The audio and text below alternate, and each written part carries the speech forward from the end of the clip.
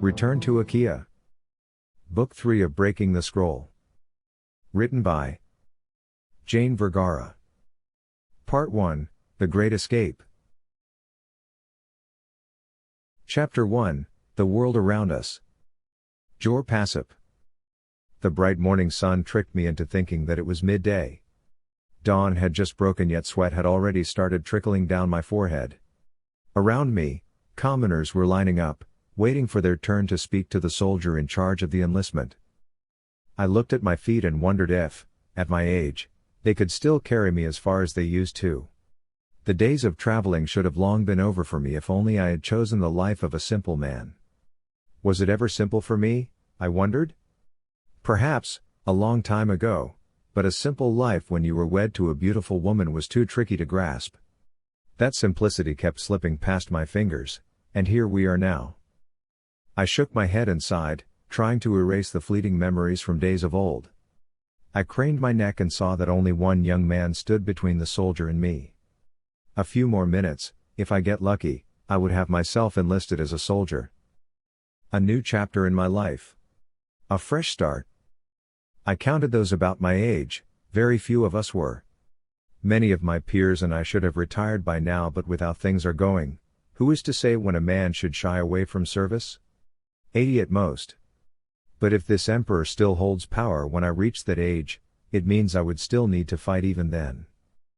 Behind the queue, a man with a bushy mustache and grizzled hair eyed me warily. He walked toward me and sneered before saying, "Do I know you?" I stared him straight in the eye, trying hard to place him. I had been to many places, and while it was probable that I could have met him in the past, my memory sometimes fails me these past few years. I simply replied, "I've often been told to have a common face." His thick eyebrows furrowed. "Be that as it may, there must be something you've done in the past to make me remember your face." He studied me again but shook his head after a while in surrender. "But it could be someone else," he added. I looked away and focused on the soldier in front of me. The line had moved, and the younger man in front of me walked away. He was enlisted.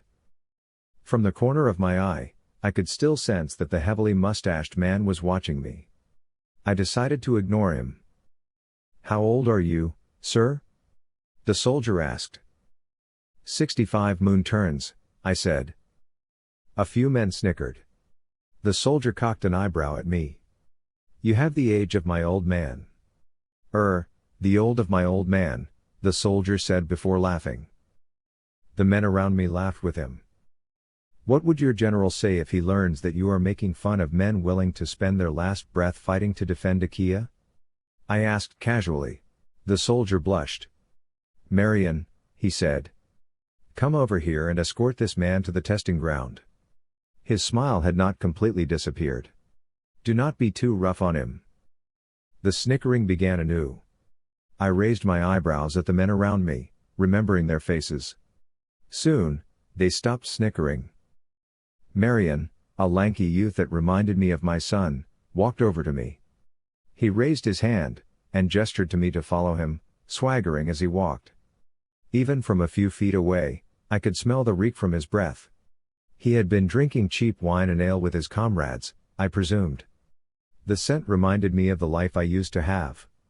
The weather must be helping me remember my past, back when I had stayed hours under the scorching sun picking grapes. When I got to the middle of the testing yard, Marion quickly turned around and threw a training sword at me. I caught it in midair and tested the weight of the wooden sword in my right hand. Not so heavy. I swung it slightly, thrust it at Marion, faked an attack, and turned. I skidded toward the soldier's left and swung, hitting him on the side. The wooden sword broke. Marion knelt, clutching at his waist. The few onlookers gaped in disbelief. I knelt beside Marion and inspected his left torso to see if I had left a wound. When I was sure there was none, I stood up and said, "Are you going to give me another sword?" Marion stood up slowly, his hands rubbing furiously at his waist. "That was quick," he said. Shaking his head, he pointed back to the soldier handling the enlistment. "Go back to Andre. Tell him I said you're as quick as a fox." Then he walked away, kicking at a stone lying on the ground. He grunted and clenched his fist, obviously annoyed. Impressive, a voice from behind me muttered. I turned around and was not surprised to find myself staring at the same heavily mustached man. I think I would be able to place you if I think hard enough, he said. He held a cigar in his left hand and gave it to me. His lips were curled on an already lit one. It was far from impressive, I said, taking the cigar and gesturing to him for a light. It just so happened that these men seemed to be the least of the lot. What brings you here? He asked. I took a drag before answering, Akea needs me. The man laughed. Are you serious? I ignored his remark. Crazy times to be risking your life, don't you think? He added. And yet you stand here to be listed too. Maurice, he said, extending a hand to me. I'm Maurice. I'm here for the glory. And affiliation. Dangerous times to be alone. That's the only reason I am here. I walked over to the soldier handling the enlistment. That's true. And if we are to go to battle, we need a partner in the field. But I am too old to be partnering with someone. Maurice laughed. Too late for that. You already accepted my cigar. Besides, all the other soldiers here are as blurry as they get. Couldn't identify the sword's edge from the hilt. A smirk escaped my lips. If that young soldier were any indication of their skills, I would say that maybe, they found in you a new general. You are too generous with praise, I said. Maurice shook his head. Didn't realize I was. I simply thought of stating a fact. You passed? The young soldier asked me. Your soldier told me to tell you I was as quick as a fox, I said. Very well, then. Here, he said, pushing the parchment in front of me. Right here. Your name, please. I took the pen and dipped it in ink. Then, I paused to wonder which of the names I had used before I should go by now. Slowly, I scrawled Jor Pasap. I pushed the parchment back to Andre. Welcome to the pack, Jor Pasap, he said. I am sorry about earlier. Not to raise your hopes, but this is the weakest pack. We're probably lucky to have you here. Heck, anyone who would want to join us should be welcomed warmly. He patted me on the shoulder before turning to the next man in the queue. When I looked at Maurice, his gaze was still fixed on my face. I wondered if he recognized me by the name I gave Andre the soldier, but Maurice's face remained deadpan as he took another puff from his cigar. Until now, Jor Pasap still sounded odd to my ears. Even writing it on parchment felt peculiar. However, that was not important anymore. As long as I was listed, I remained relevant. It was my way of staying connected to Akea, to its fight and battles. Maybe, in a moon turn, I would be able to right my wrongs. Ameneros, the Tree Runner. Many moon turns have passed since our pack, the Tree Runners, have had any interaction with Akeens. We were banished to a place uninhabitable by humans, Sinista, a place made of evil. If the Akeens could just see us now, they would be astonished. Lately, I have been at odds with myself, unable to make any of the decisions expected of me. I struggle to quell the dark inner side that tried to consume me from within all the time. Sometimes, the good in me wins, but often, that leaves me tired, like now. The emotional burden of doing something good for that woman we rescued was taking a toll on me, my body felt weak, and my head was filled with vile and vengeful thoughts. I remember the time we helped a boy. I now realize that I did it out of pity, which helped push all the dark thoughts away. It wasn't the same with all the Tree Runners, though. The longer we stayed in Sinista, the more we became the worst version of ourselves. I squeezed my eyes and tried to breathe in the clean air, hoping that this would do something for me. In the last few months, peculiar things have stirred Sinista and its inhabitants. Akeens had so boldly started pouring in and caused distress in the province. While we tried so hard not to be bothered by all these, it was difficult to completely detach ourselves from what was happening outside the boundaries of Sinista. Were we supposed to allow feuding Akeens to trespass the land? Were we really supposed to just watch and let them die? While we stood to observe how the Akeans behaved, such behavior revealed who we needed to protect. It would not please the clan if we meddled in these things.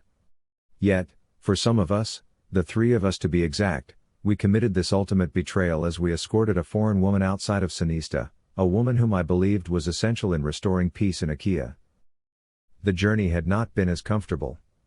It was as if Sinista had trapped us in its realms. Once we stepped out of its confines, the breeze changed. What was dreadful and slick turned into something refreshing, and I gulped a mouthful of air, keeping it in my lungs as long as possible, afraid that I would not be able to breathe in the fresh air again. But there I was, breathing all that fresh air in.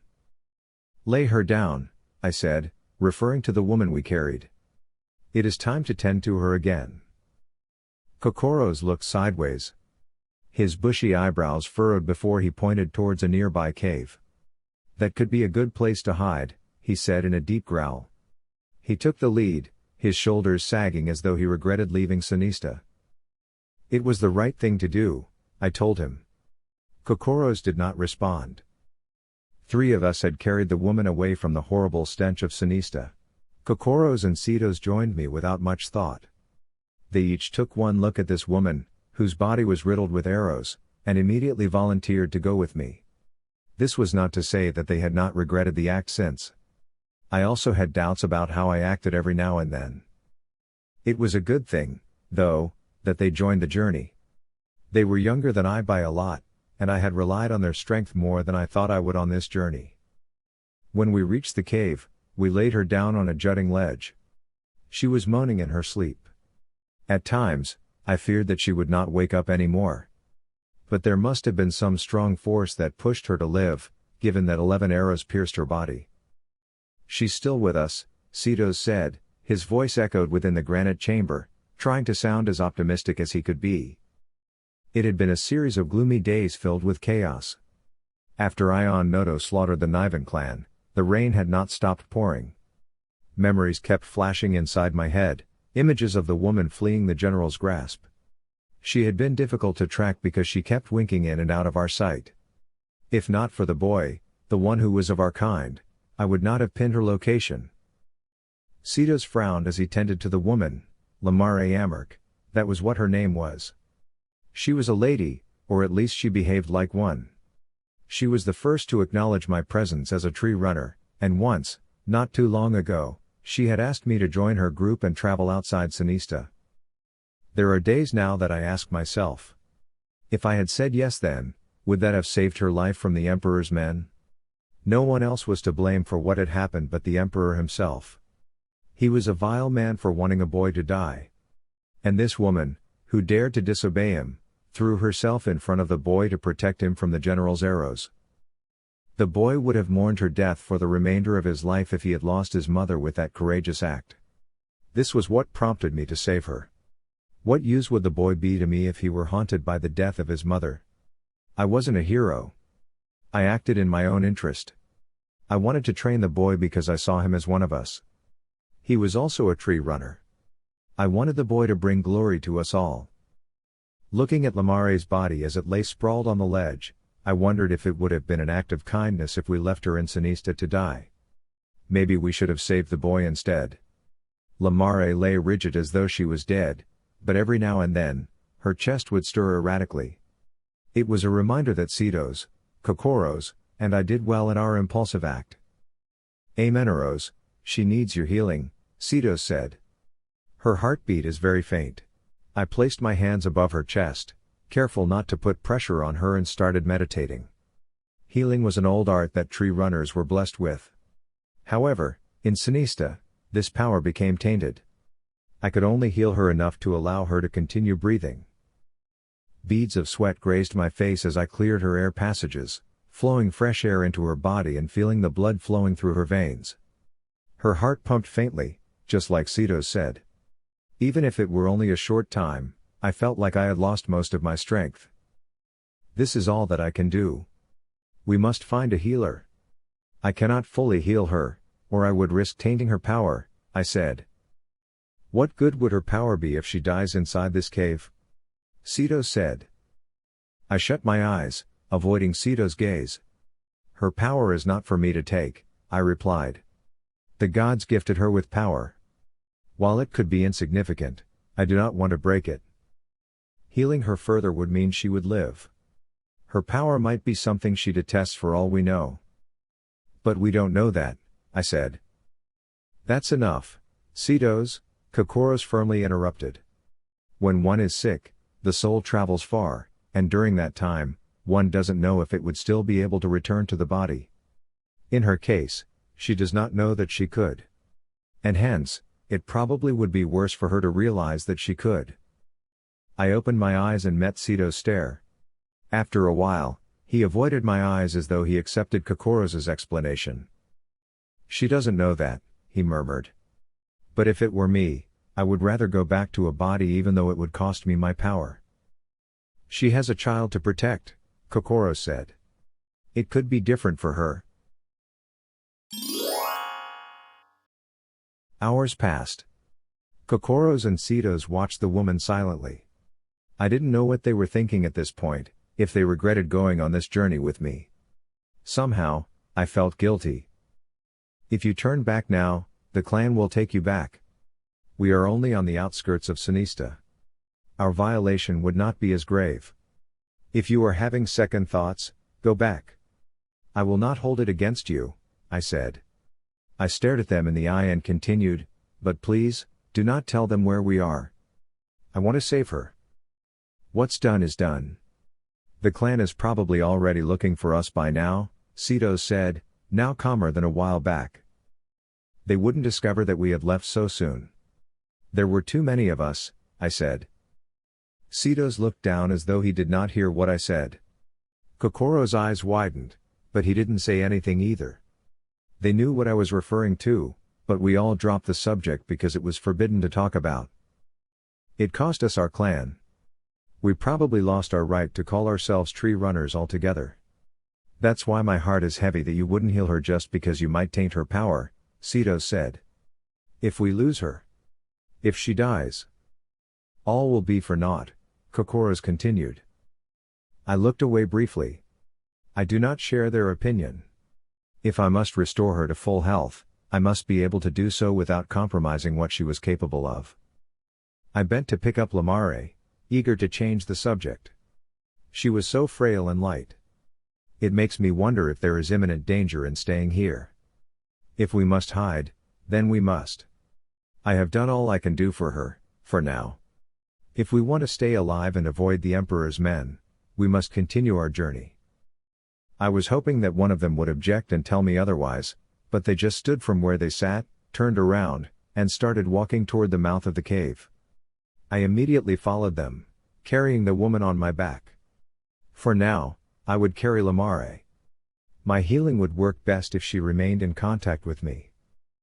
The sun had begun to set, and this gave me hope.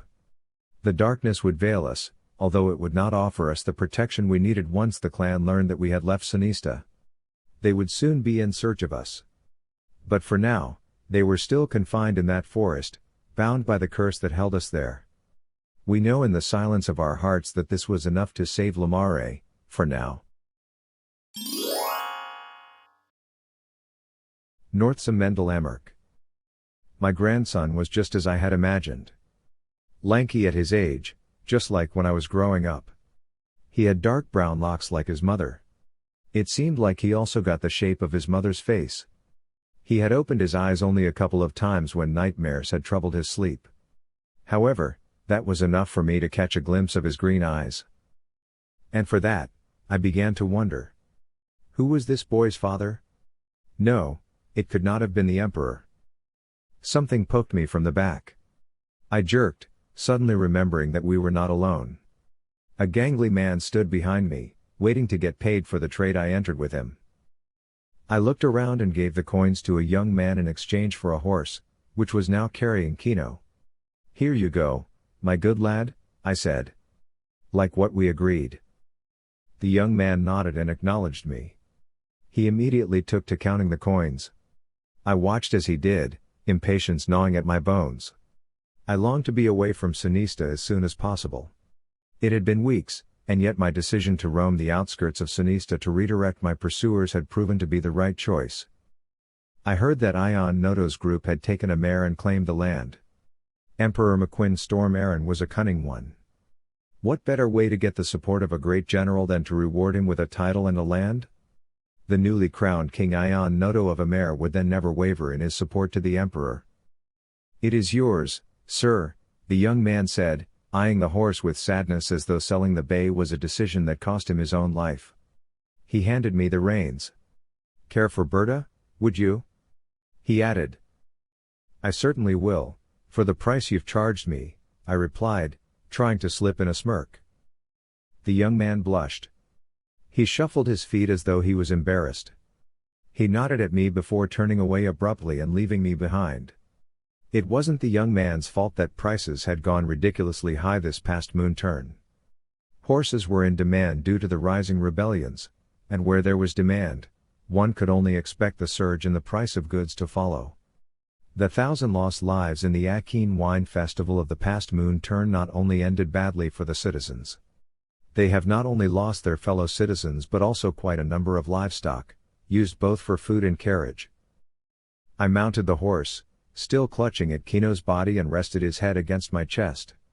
"Sleep now, my grandson," I whispered. "The coming days would be long.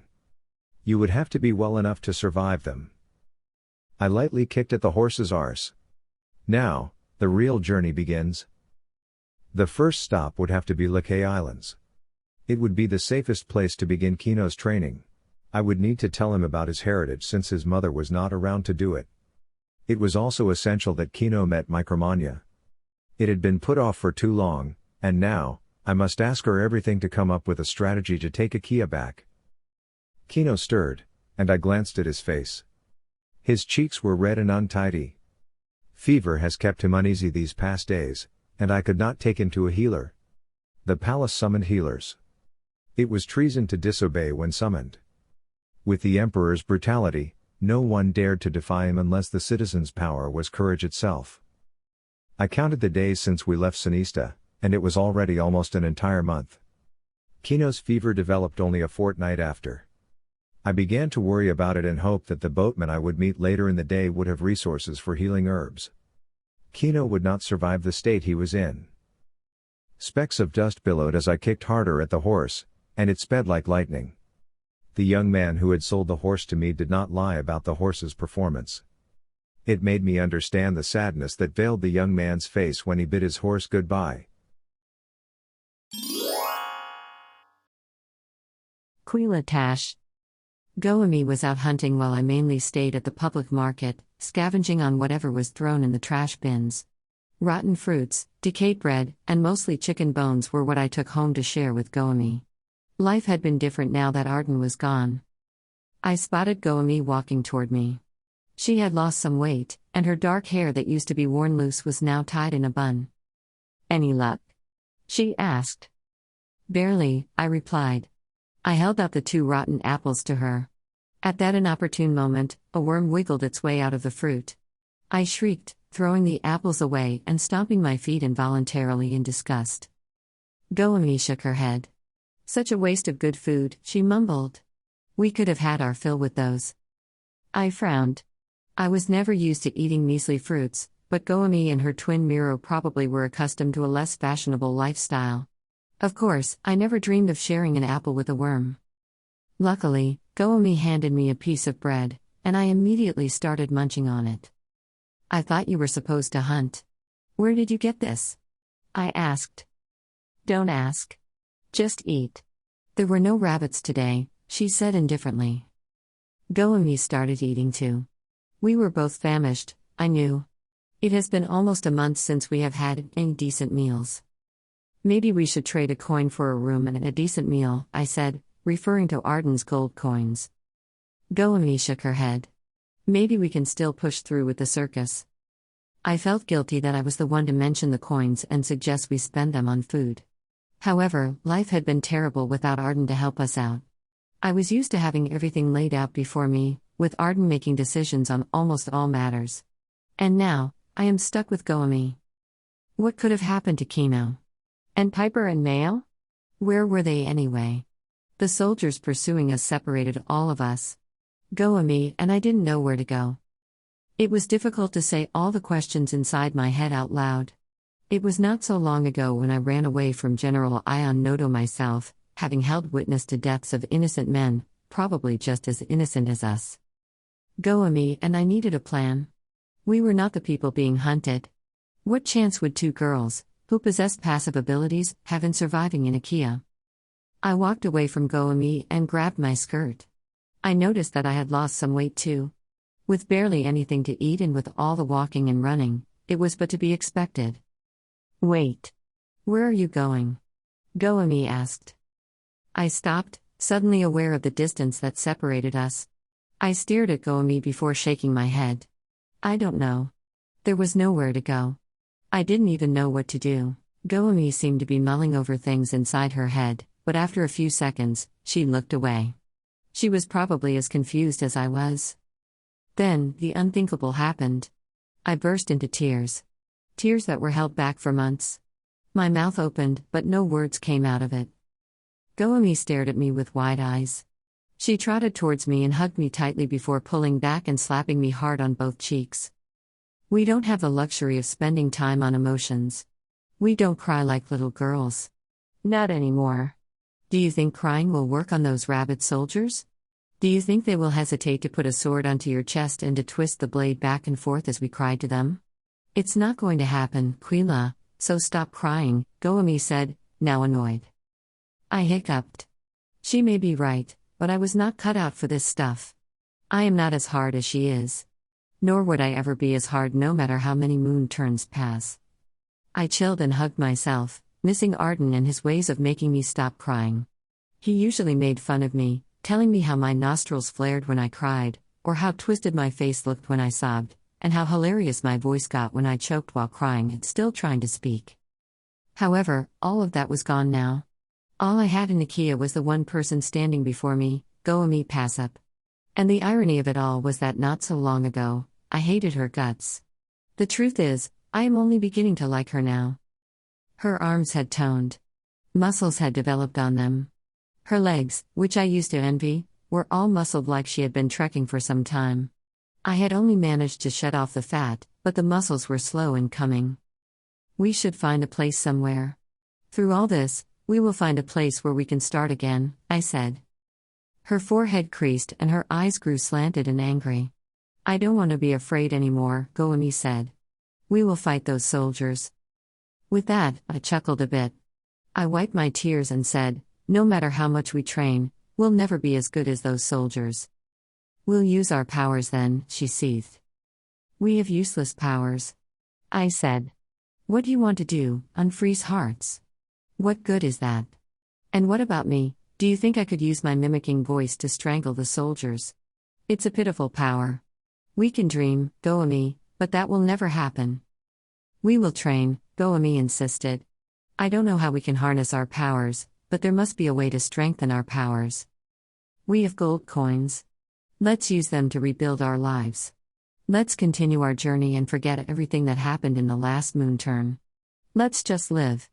I said, flailing my arms in the air. Live? After everything was taken away from us? Our family. Our friends, do you still expect that we can just move on with our lives? That is a dream, Quila. Only a dream. We can never have our lives back. We must fight back. But there's no sense fighting back when we could only lose. That's what the coins are for, Goemi said. Are you talking about hiring assassins? I asked. Goemi's facade broke. No, silly. We don't have enough coins to hire assassins. We'll figure something out. Come on. We need to move out. I nodded and started walking. When Goemi was beside me, I reached out to take her hand. I do not want to be afraid, either. I kept on chanting inside my head. I did not want to be scared anymore. The houses looked different here. Woven dried leaves were used for roofs instead of wood planks or clay. Even the way people talked was different now. The words were the same, but there was an accent that I could not recognize. This convinced me that we had crossed the town already. A woman brushed past us, scurrying amidst the crowd. Sorry, she yelled without looking back. There's something over there, I told Goemi. Goemi squinted to where I pointed. True enough, a crowd had started to gather. We rushed toward the mob and squeezed through the crowd until we saw a yellow-haired man. The school is opening again, he said. But are the children going to be safe? One woman asked, holding a thin boy's hand in hers. We are safe where we are. The festival was chaotic, true. But let us remember that without knowledge, there is nothing we can leave our children behind. Remember that every Akene must be registered as a citizen, and if your children don't enter schooling, how will that ever happen? There will be no Akene festival to raise the children as citizens, the yellow-haired man continued. How can we be sure that the Emperor won't lose at this moon turn? My firstborn was dead because of him. A pale man shouted. His lips thinned right after the words escaped his mouth, and his eyes shrunk in anger. The Emperor himself has not found peace with what had happened, the yellow-haired man replied. Why was there even an outrage? Someone yelled behind us. I am afraid that my knowledge is as limited as yours, he spoke above the crowd's growing unrest. I'm standing before you, asking you to send your children back to school. It is a crucial time, one where we need to be level-headed. Are we going to let a disastrous event ruin our children's future? It shouldn't. What will become of them if you keep them grappling at your skirts? Or trousers, for that matter? The crowd grew still despite the quip. I was sure the yellow-haired man didn't mean to make it sound like a joke, but the way he said it made me laugh. I remembered Arden. No one smiled, though. They remained as irate as when Goemi and I first joined the audience and seemingly collected seething resentment. Perhaps in desperation, the yellow-haired man shouted, I have tried to convince you today, and I will be back tomorrow to win you back. We can't shut down the schools. We need to teach and raise citizens. Otherwise, we're going to have a bunch of unborn with us. Is that what you will all rather your children become? After those words escaped his lips, the crowd was entirely silenced. The woman holding her boy's hand walked away without looking back at the yellow-haired man. One by one, the crowd thinned until there were just the three of us, Goemi, the yellow-haired man, and myself. Where is this school you're talking about? Goemi asked. The yellow-haired man regarded Goemi before speaking, a town away from the Kanelan Palace. He then turned around and walked on ahead. Wait! I yelled, running after the man. I looked at Goemi, who seemed perplexed and unsure of what I was doing. We want to enter school, I exclaimed. The yellow-haired man stopped walking and faced us. He smiled lopsidedly as though I was teasing him. You're not yet a citizen? How many moon turns have you seen? He asked. 14, I said. I stole a glance at Goemi. She's 16. I'm Dante Leben, the yellow-haired man said. I'm not sure, but at 12, you should have presented yourselves already to the Kanelan Palace. I have not encountered this before, kids presenting at an older age, he said, considering. But is there a way we can enter school? I asked. The school doesn't close its doors on children, especially if they have the coins to pay. We have that, it was Goemi who answered this time. We'd like to enter school. Dante Leben's eyebrows rose before he shrugged his shoulders. Let's see about that. Follow me. It will be a half-day journey before we reach the school grounds. Then, we'll talk. I grabbed Goemi's hands, uncertain if what we did was right. I turned to look at her to ask, but then she squeezed my hand, and I knew then that even if I were uncertain, and she was, too, we were in this together. At least, there was some place to go. I hoped it was what Arden would have asked us to do. Lamare Amark. I tried to feel my legs, but they were as numb as my entire body. Even my neck felt like it was coated in caked mud. Only my thoughts were free to wander, and even then, I wasn't sure if they were lucid or if all my musings were a product of my fever. It didn't seem like I would be able to get out of this condition for a while. Dancing images of what happened kept haunting me. While they were bothersome, they were better than my nightmares of the Emperor and how he kept Kino powerless. It comforted me, though, to have my memories back. To know that I was not Nia Pasap, the mother of the twins. It wasn't just motherhood I was born to do, but other matters of equal significance. Maybe I could still change the world. I tried to move again but felt the deep pain stretching from my limbs to my chest. Any movement I made had me gasping for breath, and I panted heavily, like a warrior in pursuit for miles. I should be able to fight and rescue my son from. I cannot even remember what happened next. I was gazing at his face as arrows pierced my body. "She's fighting it," I heard someone's scruffy voice. "Wipe her tears." I didn't even know tears had escaped my eyes until I felt a calloused hand graze my cheeks to wipe my tears. I felt myself hauled from whatever was holding my body. My breath caught up as pain gripped my entire being. Someone was carrying me, and it offered me no comfort as the wounds pressed against my clothes and this person's foreign body. Voices were floating around me, and after a long time, I felt the man, I figured it was a man, holding me to continue to walk. Then I was flat against something hard, and I knew someone might have agreed to tend to me. Blankets covered me immediately, and my mouth was forced open until I tasted the cold water in my mouth. I twisted my head to avoid it, but the hand holding my head was firm, so I gulped as though my life depended on it. When I felt like I was about to throw up, the water ceased pouring. The last thing I remembered before I drifted to sleep was the warm hands of someone removing the blanket and peeling off my clothes. I groaned as my wounds were grazed with the sting of herbs, but I remained still because I could not move and knew deep inside that with these helping hands, I could be ready to search for my son sooner. To fight the Emperor. Inside my head, a voice that I thought had died kept shouting. Lamari Ariston Amark, eldest of Northsam, is back. Mayo Calo. My butt hurts. This was the only thought running inside my head. Every time I moved inside my prison cell, the saddle sores kept burning as a reminder of how long and severe the journey had been to Amare. The salve that the healer spread on my bottom did little good. Sitting alone inside my cell with nothing to do, I couldn't ignore my rumbling stomach. Not that I was complaining, but it seemed like forever since I last ate. I frowned and wondered where Kino was. Or Pyper. What could she be up to? If we were together, I was sure we would be concocting something to rescue Kino or find out where he had been. But I am alone here, guarded by the general's men, and terrified. Even the woman soldier, Rhodora, brings me nightmares in my sleep. She is pretty enough to be a lady, but boy, she acts like a man. And when she glares at me, it is as though she wants to kill me in a snap. Where could Goami, Mistress Lamare, and Quila be? Finding them would be a tough chore because the world is so big. How would I get to see them if I had no idea where to begin looking for them? With all the soldiers milling around, and a bunch of them dedicated to guarding me as though my power were distant Tekis, it was impossible for me to run away. Who were our real allies?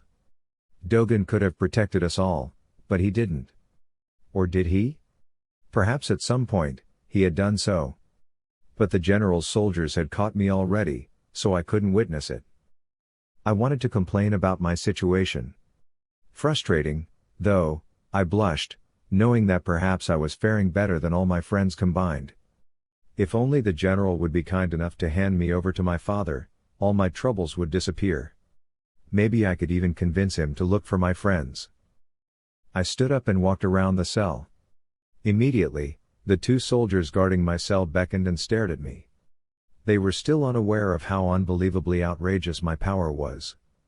I could remove harmful ingredients from food. That was indeed the epitome of greatness. Excuse the sarcasm, but these soldiers were just unbelievable. "Can I have a message delivered to my grandma?" I asked. The two soldiers looked at each other and sat on the floor, their backs against the bars of my cell. Not one word. She could be worried sick about me. She is sick too, mind you. She's old. And nobody's tending to her, I added, although the last sentence was a lie. With all the decades she survived, Grandma was still as strong as a hubbub. Come to think of it, it had been months since I last saw her. And who knows, maybe the gods had not been so kind towards her. Is Grandma still alive? Could she be looking for me? I wonder what had happened to Brew, my trusted dog? Thoughts of my black and brown splotchy dog made me even more homesick, so suddenly I slumped against the floor and leaned back against the wall. I reckon Brew would be all right. She could be missing me, but with Grandma around, I'm sure Brew would not be so bothered that I had been gone for some time. After a while, A man took the rounds and delivered me food. I stood up quickly, totally forgetting about my smarting butt, and gobbled up everything in the pan he slid underneath the bars. The two soldiers didn't even look my way. I had to come up with a plan. I mean, how could I escape if Kino and Pyper wouldn't be coming for me? Do I shame myself by asking the general for my father? Would the general even acknowledge my request, or would he just let me rot in this cruddy dungeon?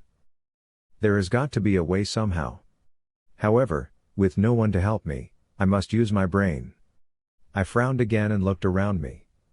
It was dark, the way it always has been here. Why, I didn't even know what time it was if not for the meals being served and the changing of guards. I needed something to hold on to. But what? A dream?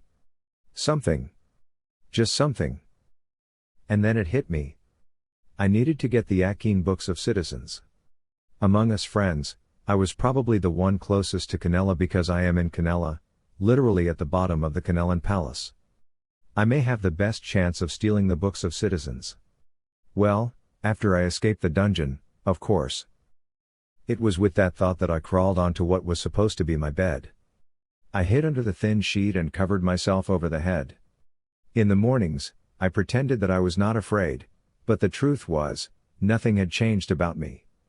I was still the same boy who craved adventures, whose fears were bigger than the ghost town's mountains. Solar and Douglas. Callista Malta accounted for the dead. Again. This time, the old lady was walking along an aisle where grey men lay. She looked astonished, and I knew what she was thinking. I approached her, petrified with this reckoning. It wasn't some sickness, my lady, Callista said. I looked down at the dead bodies that were tinted grey. I didn't understand all of it. It was like they were of a different heritage. Where did they come from? And why did they attack the palace? I nodded my head slightly at Callista, not saying anything. Composure held my tongue to bark questions at her, and I had plenty, seeing that these bodies had no records in the Akea Registry of Citizens. Who are they? What are they? I asked, the words barely escaping my lips. I have no information about them. Even the soldiers who fought them had nothing to say except that they appeared and vanished out of thin air, winking in and out as they fought against the Emperor's men. The old woman looked distraught, and I felt sorry for her. She shouldn't be burdened anymore by these rebellions. This may sound odd, but the boy's body, the one that you asked me to keep watch on, in case someone looks for it, asks about it, she paused, is gone. I gasped. These grey men could be of the same clan as the boy, but this knowledge did not make sense to anything. I knelt and touched the corpse of a man who appeared to have seen 3/10 of moon turns. His body had gone cold, and there was a stink to it that was highly characteristic of decaying flesh. It must be, for it had been weeks since the carnage occurred in the palace yards where the death tents were pitched. How many? I asked. 13, Callista answered. 13 grey men were dead, while the palace lost 50 soldiers. Add another 11 injured, which meant that the grey men fought with such skill that it appeared one could kill or injure 4. It was an alarming number. A few more of them and the palace security could have been compromised. You said that they appeared out of thin air? Yes. And disappeared. They kept appearing and vanishing during the fight, she answered. After a while, Callista voiced out my fear. They can turn invisible. Something doesn't add up, Callista, I said, my voice now icy cold. It wasn't because I was stern toward her but because fear was creeping inside me. Why isn't the palace aware of this? Why is there no record of their existence in the books? With all her white hair, Callista did not resonate the definition of fear. She was a formidable woman. That's why I grew even more scared when she faltered before giving me an answer. I'm sure you remember it, my lady. Moon turns ago, a province was destroyed by the Emperor. Her voice trailed inside my head, and my chest began to beat rapidly. We all thought they died, but it appears that the Emperor, and all of us, were wrong, she said. My face paled. You're not saying. The Nivens are the only race unaccounted for, my lady. But. I know. Impossible. But how do we explain all these? I shook my head vehemently. Why hide? Why keep their existence secret? I asked. It appears that being an emperor's advisor has weakened your judgment, my lady, she began.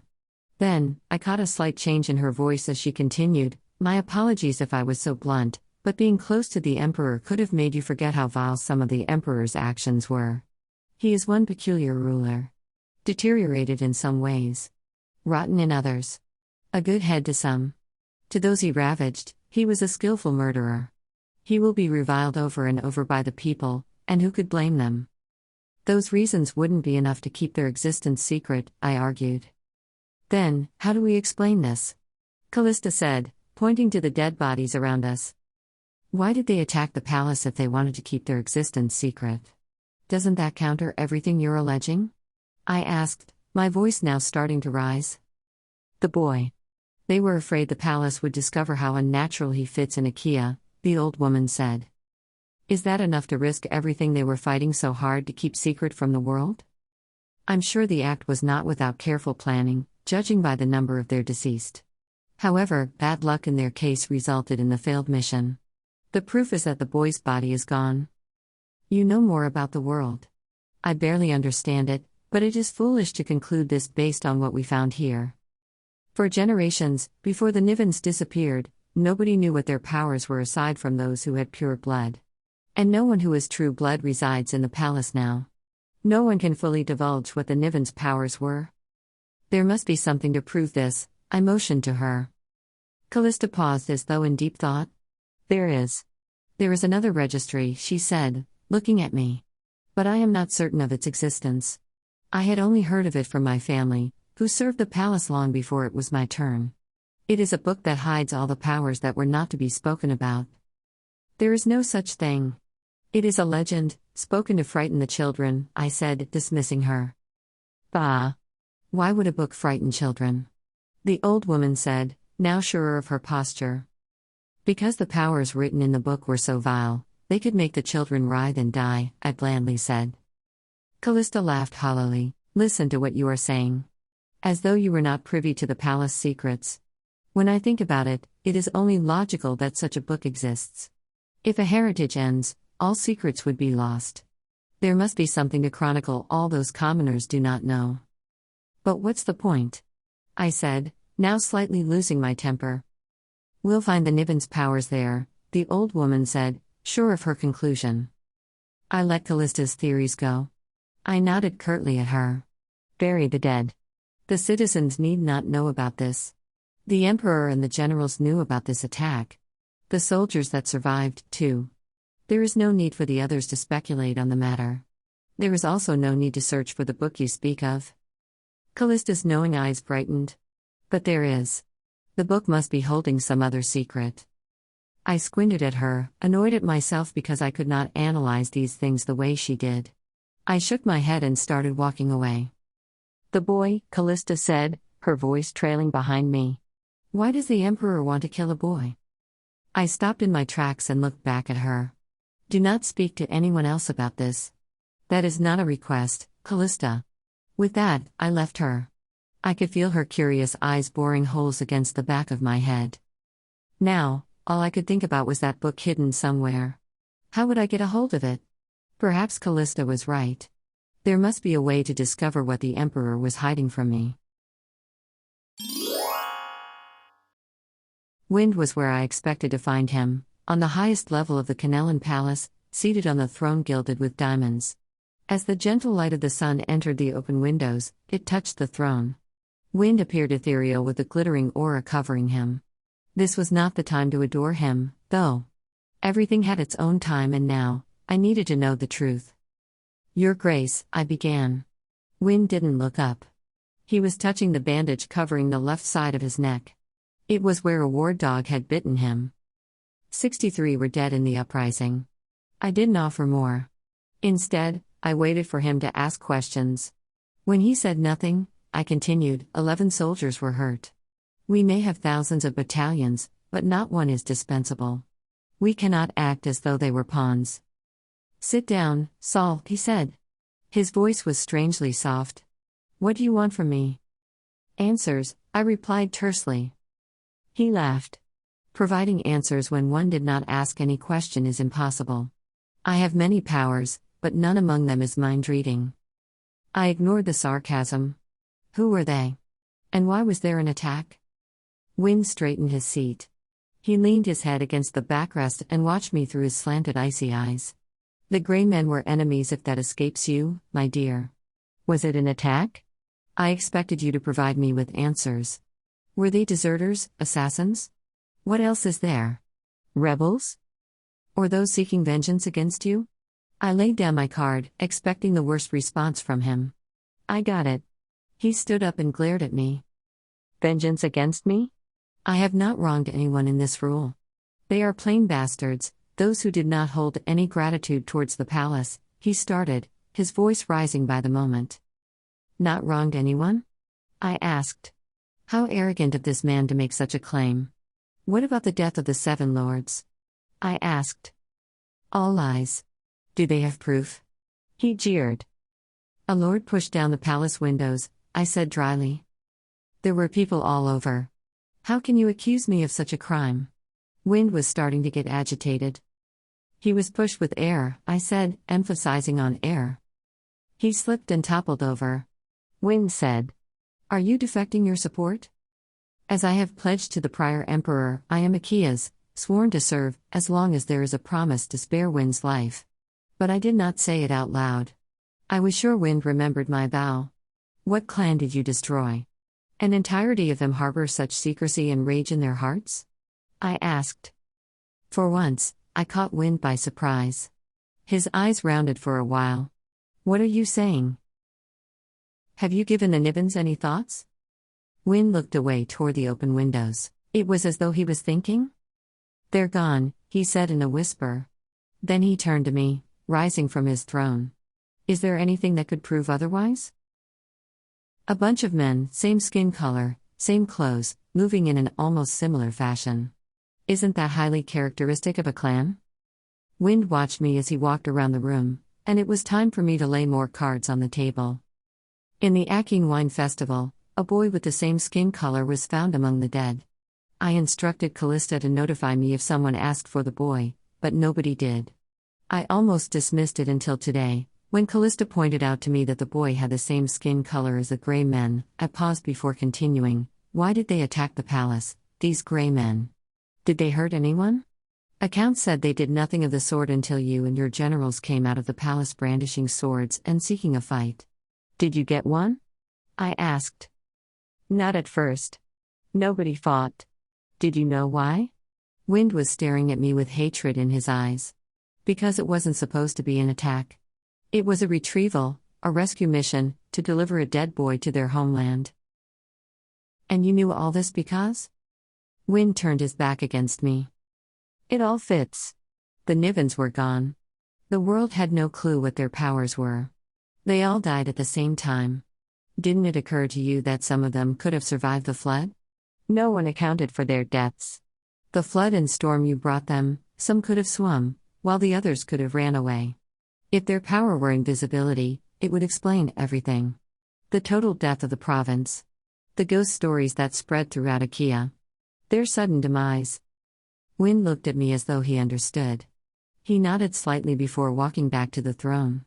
He wore the red cape, the symbol of Akea's emperor, and yet, I noticed that he walked a little slower, a little more uncertain, back to where his diamond-encrusted seat was waiting. Call the generals.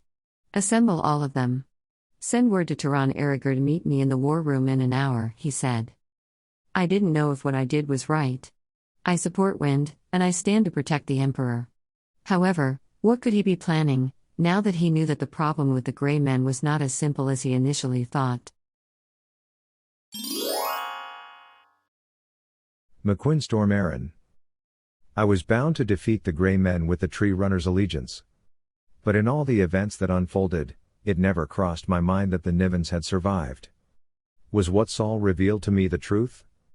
And if yes, how come I have never gained any insight about it?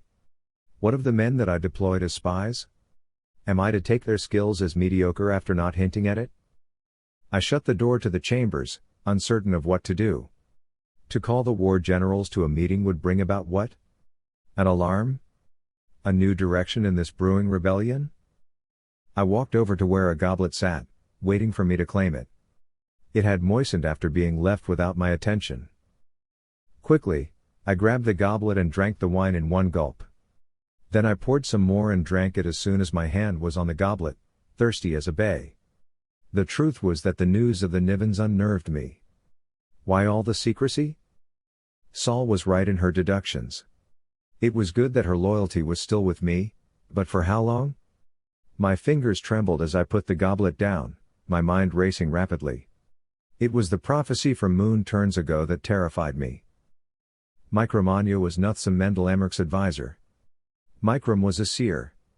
The first time I had met her, Microm's eyes widened as though she had seen the end of days in my eyes.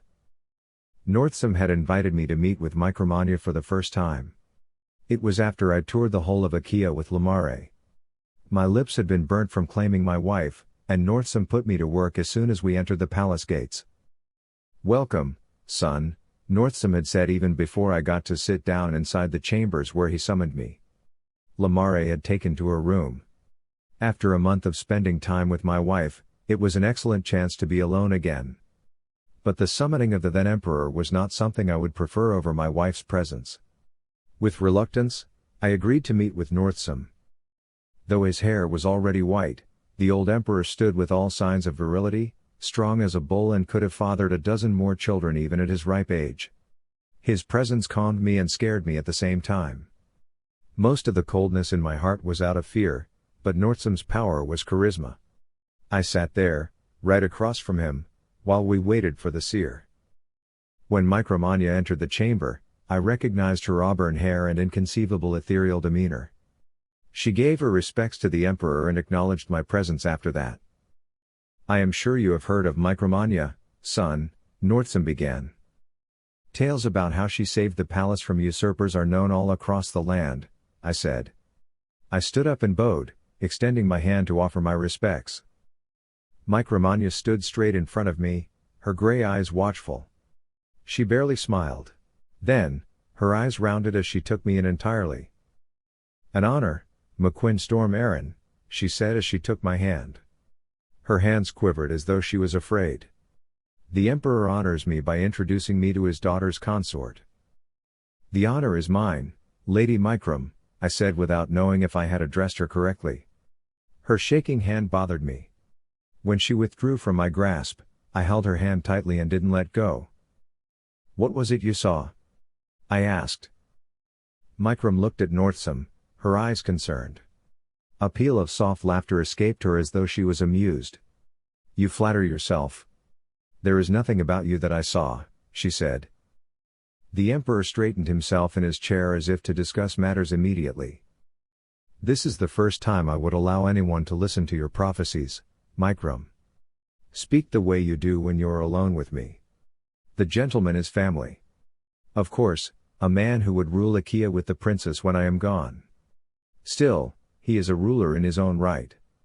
Then to me, Northsam added, "Are you not, son?"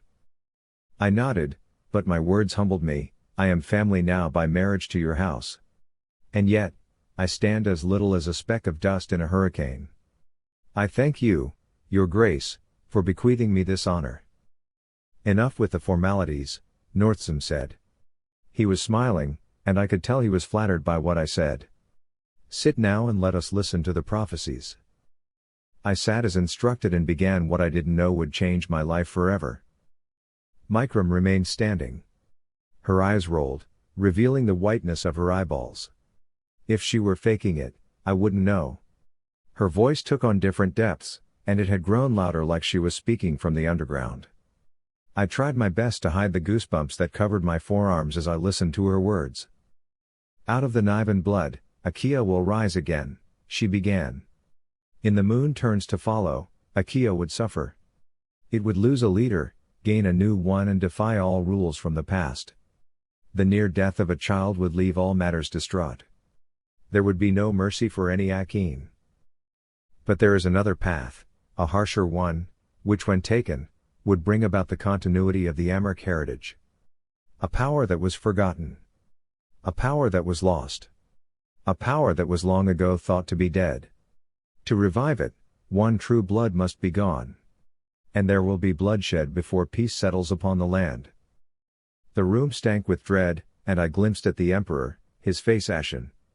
He was unmoved in his chair as he listened to the prophecy. Blood had started to drain from my face, too, because what either of the predictions meant was clear: Northsam would lose his rule. Microm was not finished. Her arms rose in the air as she continued with her ramblings. Death everywhere. In all the places where his hand touched. There will be wailing. But if the Nivens could survive the enmity, out of the Niven blood, Akea would rise again. There was no draft in the room. Nothing stirred save for the breath Northsam and I held for some time. Microm swaggered, and I quickly stood up and grabbed her before she fell. I lifted her and glanced at Northsam, frozen on the spot. It always happens. She loses consciousness after a prophecy. Her soul travels to the dreaming world to brand what she said as truth. Her soul will repeat the prophecies to the gods, Northsam said in a light tone. He looked at me blankly as though explaining what had happened could erase what was revealed. Many moon turns later, I would understand that it was his attempt to forget what had been said. Carry her to one of the guards outside, he said. After a few seconds, he added, come back. Maybe your presence is of such great impact that she spoke more than she should have delivered. He waved his hand dismissively and walked toward his throne. I bowed with all that I could muster and turned away towards the large wooden doors of the chambers. Outside, the soldiers approached me immediately and took Microm. There was a maidservant who all but leapt towards me at the sight of Microm's unconscious body. The soldier carried Microm walked away in long strides. The maidservant followed him, trotting to keep up with the soldier's pace. Confident that nothing was left for me to do, I walked back inside. The Emperor was now seated at his throne. The blankness in his eyes was gone, and it was replaced with a glint of worry. I stood before Northsam and waited. I did not have words to offer a man who had just been told of the destruction of his reign. It seems there is a threat to my rule, Northsam began. She spoke uncertainties, not prophecies, I interrupted. They are what they are, definitely not uncertainties. Options, yes. But there is no assurance to any of the options. After a while, he added, will you help me look through what Microm unraveled? Yes, Your Grace, I said without thinking. Did you hear the threat in the prophecies? Northsam asked. I only heard opportunities, Your Grace, I said. The Emperor laughed nervously. The opportunity is not for me. I feared the same, so I could not give insights beyond what the seer revealed. Pour me wine, son, Northsam ordered in a voice so soft it felt strange to my ears. I complied and poured myself some as well. Northsam drank from his goblet. When there was no more, he put the goblet down on the table. His eyes were shut as he raised his right hand to massage his temples. An odd one. A puzzle, indeed. She has not spoken such words before. Nothing that shook me.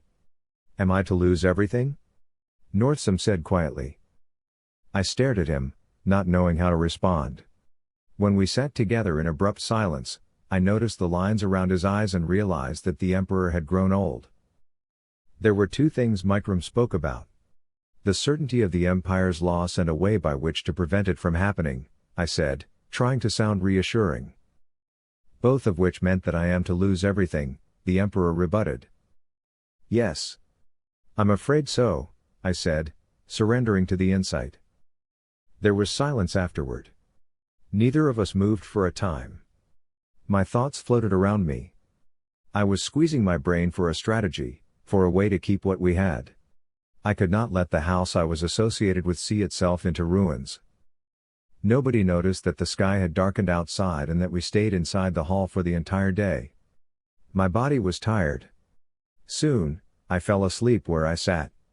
When I opened my eyes, the Emperor was still where he had been sitting, unmoving. However, there was certainty in his eyes when he looked at me. I stood up from the slouch that I let my body fall into. I apologize, Your Grace, I said. Was I out long? Northsam shook his head. Only enough to allow me to think of a plan. His eyes lingered on me. I sat back down and waited. Come closer, son. There are important matters we should discuss, he said. That was the day my life changed forever. Dogan Rhonda. Pyper's small hand grasped mine as we walked towards her home. She had tiny hands that stood out, even more, when they clasped against my humongous ones. I was reminded of Mathis and the girl I left him with. Mathis was the little boy I rescued from Dirella. His being as ugly as myself made me feel a kinship towards him, a kind of bondage that only people with ugly faces might understand. We stand together in a world where physical attributes matter. How was he now? The events had taken on a different turn. I expected that I would have been back in Canela supporting the Emperor at this time, but that support had eluded me as if it had its own wings. There was no reason for me to go back to Canela. Only Mathis held me to that place now, and I would get him back as soon as I had made good on my promises. For one, I had to first take Pyper to Andoni San Diego. If I were to support the Nivens, my goal is to keep the chief hunter without worries. Pyper was probably one of his biggest concerns, if not the biggest. Will you carry me again? Pyper asked, holding her arms up. My knees were tired, so I realized how weak this little girl probably was. Without another word, I scooped her and clutched her against my chest. I started walking with a grunt, a sound I wasn't used to making. The journey had been long and tiring. There was no food to give us the strength we desperately needed. Only the training I had in the palace allowed me to keep going. How far before we make it to your town? I asked.